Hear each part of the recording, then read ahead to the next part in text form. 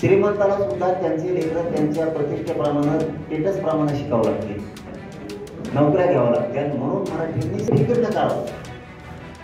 पुन्हा एकदा सांगतो, ज्याला बोलायचं ते बाहेर व्हा, नाही तर मग तोंड जर सुटला ना तर परत म्हणू नका. त्यातल्या बिगर कामाचं म्हणून इकडे फिरकायचं नाही, कोणी बोलायचं नाही. जसं संकट येईल त्या संकटातून समाज कसा बाहेर काढायचा याचं भान आपल्याला असलं पाहिजे. समाजाच्या त्याला काय नेला काय त्यांनी तिकडे दुसरे न्यायचे तर चाललोय, मी बी तिकडे चाललोय. हत्ती वापस येणार आहेत ना, मला वाटतं 4-6 वाजता काहीतरी 6 का 7 वाजताचा वेळ आहे. आम्ही जाणार आहे आणि आम्ही सगळं राज्य त्यांच्या बाजूने उभा करणार आहेत. हत्तीनी माघारी येणार, कारण ती लोकांच्या भावनेशी जोडलेला जर विषय आहे.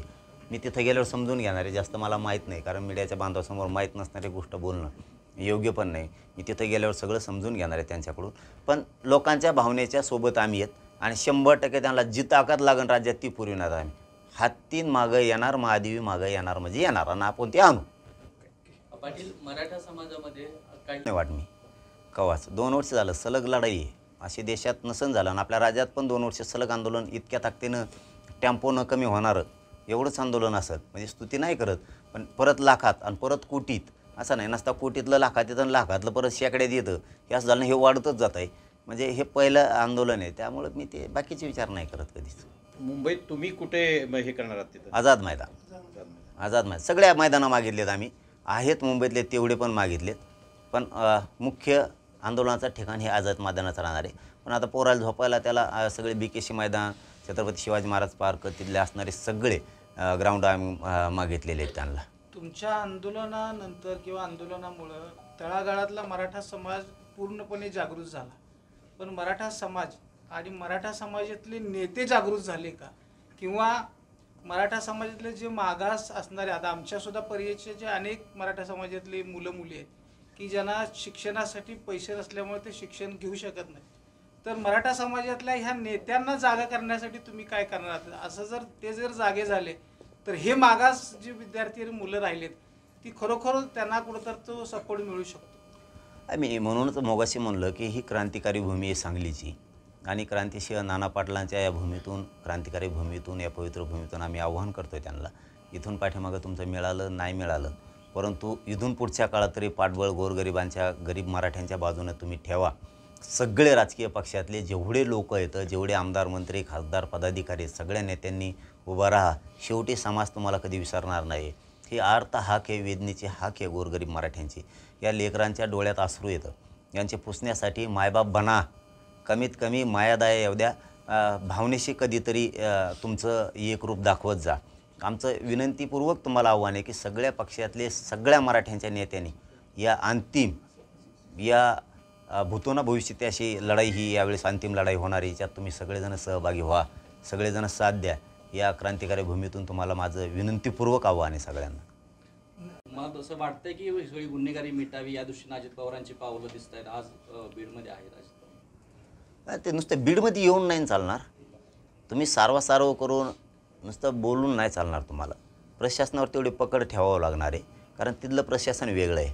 तिथलं प्रशासन, काही प्रशासन असं आहे, पोलीस प्रशासन तिथलं काही एक 10-5% की ते नुसतं पैशावरच चालतं आहे. ते सांगते आणि तेच ऐकतं आहे. त्यामुळं अजित पवारांनी करायचंच तरी एक गोष्ट केली पाहिजे तिथली, आणि त्यांनी या क्रांतिकारी भूमीतून ऐकावं सुद्धा लोकांचं.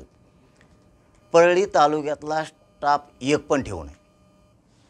पूर्णचे पूर्ण उचलून दुसऱ्या लांब कुठंतरी टाकावं आणि तिकडचेच दान आहोत. परळीतले पूर्ण तालुक्यातले खाली केलेले पदं इथं त्याच जिल्ह्यातले परत तिथं भरू नये. डायरेक्ट दुसऱ्याच जिल्ह्यातले उचलून तिथं टाकावेत. म्हणजे पुणे असू द्या किंवा मुंबईकडचे असू द्या, तुमचे सांगली साताऱ्याकडचे असू द्या, इकडचे उचलून ते टाकले पाहिजे. पण ते पूर्ण भरणा खाली केला पाहिजे. मग मात्र ते 100% कमी होत चालत. नुसतं अजितदादा पालकमंत्री होऊन उपयोग नाही आहे. तिथं आहे ती सिस्टम आहे. त्यामुळे त्यात काय बदल होणार नाही. बदल करायचा असेल तर ही गोष्ट करावी लागणार आहे अजितदादांना.